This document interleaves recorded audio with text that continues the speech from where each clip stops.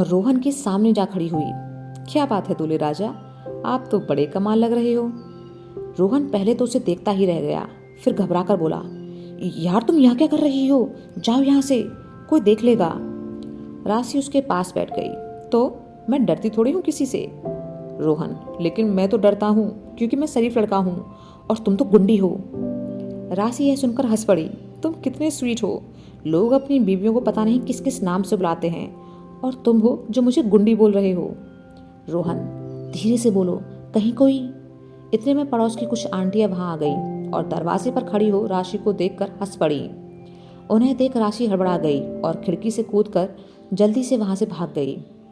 एक आंटी हंसते हुए रोहन से बोली, बिल्कुल सही कहा था तुमने, जूनियर तारा ही लेकर आए हो। रोहन मुस्कुराकर रह गया। दूसरी तरफ जय ऋषभ को एक पल के लिए भी अकेले नहीं छोड़ रहा था, क्योंकि देव और मंजीत ने उसे जिम्मेदारी दी थी कि वह कैसे भी करके शादी से पहले ऋषभ को सुनी से ना मिलने दे। तभी तारा वहां आई तो ऋषभ ने इशारे से अपनी शिकायत कही। तारा कुछ सोचकर बोली, अरे जय, तुमने माही को देखा, आज आंगन में है, सच्ची बड़ी प्यारी लग रही है साड़ी में। यह सुनते ही जय सब कुछ भूल गया और वहां से आंगन की तरफ भाग गया। ऋषभ और तारा ने एक दूसरे को ताली दी और हंसने लगे। तारा ने ऋषभ को बताया कि सुनी बहुत ही प्यारी लग रही है, लेकिन उसके कमरे में उसकी चाची, राधा माँ और मौली वगैरह हैं, तो इसलिए वह उससे मिल नहीं पाएगा। ऋषभ यह सुनकर उदास हो गया। तारा, पर मैं एक बार वीडियो कॉल करने की कोशिश करती हूँ, कम से कम उसके जरिए तुम दोनों एक दूसरे को देख तो लोगे ही ना। तारा ने अब मौली को वीडियो कॉल किया और उसे सुनी को चुपचाप से दिखाने के लिए कहा। मौली ने जैसे ही सुनी को दिखाना चाहा कि राधा माँ ने उसके हाथ से फोन ले लिया, तो दूसरी तरफ ऋषभ दिखाई दिया। कोई चीटिंग नहीं ऋषु, कहकर उन्होंने कॉल कट कर दी। तारा हंसते हुए बोली, कोई बात नहीं, कुछ देर इंतजार कर लो, फिर जी भर कर देख लेना। मौली किसी काम से अपने कमरे में गई तो देखा कि सामने देव खड़ा था। मौली, क्या चाहिए? देव ने अपना हाथ आगे कर दिया। मौली ने देखा कि देव की हथेली पर मेहंदी से एम लिखा हुआ था। यह देखकर वह दंग रह गई। देव, हमेशा तुम ही मेरा नाम क्यों अपने हाथ में लिखो? मैंने भी रात को चुपके से तुम्हारा नाम अपने हाथ पर लिख दिया। मौली खुश होते हुए उसके गले लग गई। दूसरी तरफ मंजीत के हिसाब से वह साहिबा को तैयार करने में मदद कर रहा था, लेकिन उसकी हर बार बदलती चॉइस की वजह से साहिबा परेशान हो गई और आखिरकार उसे कमरे से ही बाहर निकाल दिया। घर के बाहर कबीर फोन पर किसी से बात कर रहा था। तभी उसे किसी के पीछे खड़े होने का एहसास हुआ। कबीर ने पीछे मुड़कर देखा तो राजस्थानी लुक में सामने खड़ी तारा काफी सुंदर लग रही थी। वह उसे देखता ही रह गया। तारा, मुझे देखते ही रहोगे या मेरी शिकायत भी सुनोगे? कबीर ने खुद को संभाला। क्या शिकायत है तुम्हारी? तारा, मेरा कबीर कहीं खो गया है, दिख ही नहीं रहा, उसे ढूंढकर बोलो कि मेरे लिए भी थोड़ा वक्त निकाले। कबीर मुस्कुरा दिया। एक बार ये शादी हो जाए, फिर उसका सारा वक्त तुम्हारा ही होगा, तब जी भरकर शिकायत करना उससे। तारा खुश होते हुए बोली, सच में? कबीर, हाँ, क्योंकि फिर मैं अपने भाइयों की तरफ से अपनी जिम्मेदारियों से काफी हद तक आजाद हो चुका हूँगा, तो अब तुम्हारी बारी है। तारा, फिर ठीक है, मैं अपने कबीर की शिकायत वापस लेती हूँ। तभी बाहर से घर के अंदर जाती सरला चाची अपनी सहेलियों से हंसते हुए बोली, ये बींदड़ी तो बस बहाने ढूंढे हैं अपनी धनी से बात करने का, इसी के आगे पीछे दिन भर लट्टू की तरह गोल गोल घूमे है। यह सुन सभी हंसने लगी तो तारा जल्दी से घर के अंदर चली गई और कबीर ने उनकी नजरों से बचने के लिए यूं ही फोन कान पर रख बात करने का नाटक किया और वहां से निकल गया। घंटे भर बाद सभी वेन्यू की तरफ चल पड़े। सुनी और राशि पहले ही वहां पहुंच चुकी थीं। बारात में सबसे आगे भाइयों का डांस शुरू हो चुका था। मंजीत और जय मस्ती से झूमते हुए नागिन डांस कर रहे थे। देव ने उनके पास अपने रुमाल से बीन बजानी शुरू कर दी और देखते ही देखते कुछ ही पलों में उनके नाग रूपी हाथ एक दूसरे से भिड़ गए। उनकी हरकत देख हर किसी का हंस हंस कर बुरा हाल था। ऋषभ की नज़र कबीर पर गई, जो चुपचाप कोने में खड़ा सभी भाइयों को नाचते देख खुश हो रहा था। ऋषभ ने दूर से ही जय को इशारा कर दिया तो वह जल्दी से देव मंजीत के साथ मिलकर कबीर को जबरदस्ती ले आया। कबीर डांस करने के लिए राजी ही नहीं था, लेकिन जब उसने ऋषभ और रोहन के उदास चेहरे देखे तो सोच में पड़ गया। देव, कबीर, ये तो दोनों तेरे लाडले हैं ना, अब तो नाच दे, ताकि ये भी खुश हो जाएं। कबीर अगले ही पल सभी के साथ डांस करने लगा। यह देखकर हर कोई हैरान था। राधा माँ, मौली, साहिबा समेत सभी लोग खुश हो तालियां बजाने लगे। जय जल्दी से ऋषभ और रोहन को भी वहां ले आया। वो दोनों भी नाचने लगे। दूर रिश्तेदारों के साथ खड़ी तारा ने जब सुना कि कबीर डांस कर रहा है तो जल्दी से वहां आई और कबीर को डांस करते देख मारे खुशी की सीटी बजा दी। उसकी इस हरकत पर सभी जोर से हंस दिए। ऋषभ उसके साथ साथ बाकी लेडीज को भी ले आया। यूं ही सभी झूमते नाचते वेन्यू पर पहुंच गए।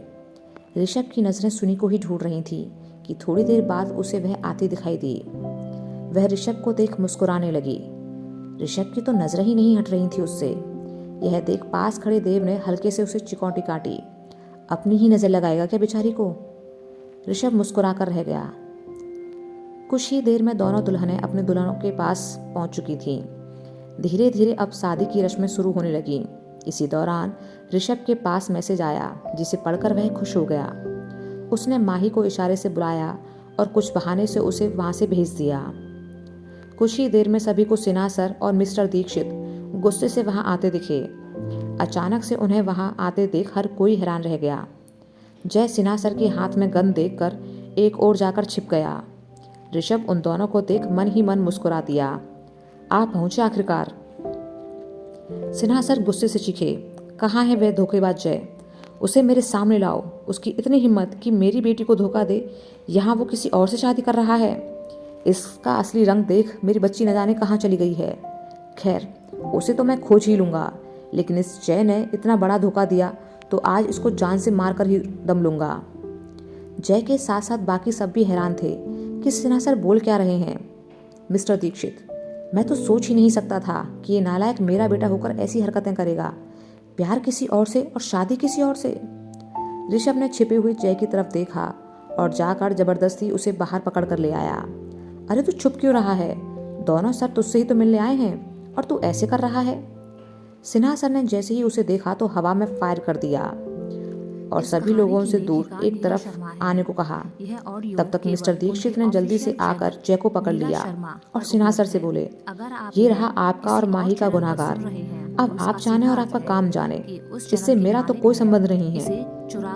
कबीर, देव और मंजीत आगे बढ़ने को हुए, लेकिन सिन्हा सर ने उन्हें वहीं रोक दिया। खबरदार, जो तुम में से कोई अपनी जगह से हिला तो। ऋषभ अपनी हंसी रोके खड़ा था। कबीर, सिन्हा सर आपको शायद कोई। सिन्हा सर ने उसे बीच में ही टोका। तुम चुप ही रहो, तुम्हारी कोई बात नहीं सुनूंगा मैं। कबीर ने चारों तरफ नजर दौड़ाई, लेकिन माही कहीं नजर नहीं आ रही थी।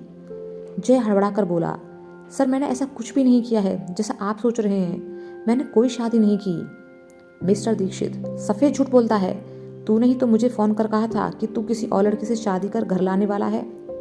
जय, पापा वो तो मैंने मजाक किया था, कोई शादी नहीं की मैंने। कबीर ने सिन्हा सर को गुस्से में देखा तो माँ को इशारा किया कि वो इस मामले को संभालने की कोशिश करें। उन्होंने आगे बढ़कर जय को अपनी आड़ में छुपा लिया। सही कह रहा है ये, लगता है आप लोगों को कुछ गलतफहमी हुई है। इसने तो किसी से शादी नहीं की और आपकी माही भी कहीं गायब नहीं हुई। वो तो यही है, हम सभी लोगों के साथ। यह सुनकर सिन्हा सर और मिस्टर दीक्षित हैरानी से एक दूसरे को देखने लगे। तभी माही वहां आ गई। सिन्हा सर को सामने देख वो घबराई कि कहीं वो गुस्सा ना करें, लेकिन कबीर आगे बढ़ उसके साथ खड़ा हो गया।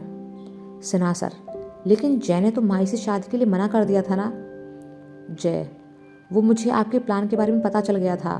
मैं तो बस आपको थोड़ा परेशान करना चाहता था, इसलिए माही को बिना बताए अपने साथ ले आया। सिन्हा सर, पर हमसे तो कहा गया कि तुम आज यहाँ किसी और लड़की से शादी कर रहे हो। कबीर, और आपसे ये सब किसने बोला? मिस्टर दीक्षित और सिन्हा सर ने ऋषभ की ओर देखा, जो जोर से हंस पड़ा। बस फिर क्या था, सभी को समझ आ गया कि आखिर ऋषभ ने कांड कर ही दिया। ऋषभ, सॉरी सर, लेकिन अगर मैं आपसे झूठ नहीं बोलता तो आप यहाँ नहीं आते। आपको यहाँ बुलाने के लिए और जय की अगले ठिकाने लाने के लिए मैंने ये किया। अब दोनों काम हो गए हैं तो मेरा कांड खत्म। जय, आपने तो मुझे ऊपर पहुंचवाने का इंतजाम कर लिया था ऋषभ सर। ऋषभ, देखा, तो अब दोबारा मुझसे पंगा मत लेना। सिन्हा सर, तुम दोनों का ही कुछ नहीं हो सकता। उन्होंने माही को गले से लगा लिया। तो तुम भी इस जय के साथ शरारत करना सीख रही हो। माही ने अपने कान पकड़ लिए। सॉरी मिस्टर दीक्षित, आज अपनी बहू से भी मिलना हो गया मेरा। चलो, कोई काम तो अच्छा किया इस जय ने। सभी हंसते हुए मंडप की तरफ बढ़ गए और बाकी रस्में पूरी की जाने लगीं। थोड़े समय बाद दोनों जोड़ों की शादी पूरे विधि विधान से संपन्न हो गई। सालू ने दोनों भाइयों से जूता चुराई की रस्म के नाम पर खूब पैसे लूटे। आज राधा माँ की सबसे बड़ी चिंता मिट गई, क्योंकि उनके ऋषभ की शादी जो हो गई थी। 3 महीने बाद जय और माही की भी शादी बड़े धूमधाम से हुई, जिसमें राधा माँ के साथ साथ सारे भाइयों और उनकी पत्नियों ने शिरकत कर उसका लुत्फ और बढ़ा दिया। समाप्त।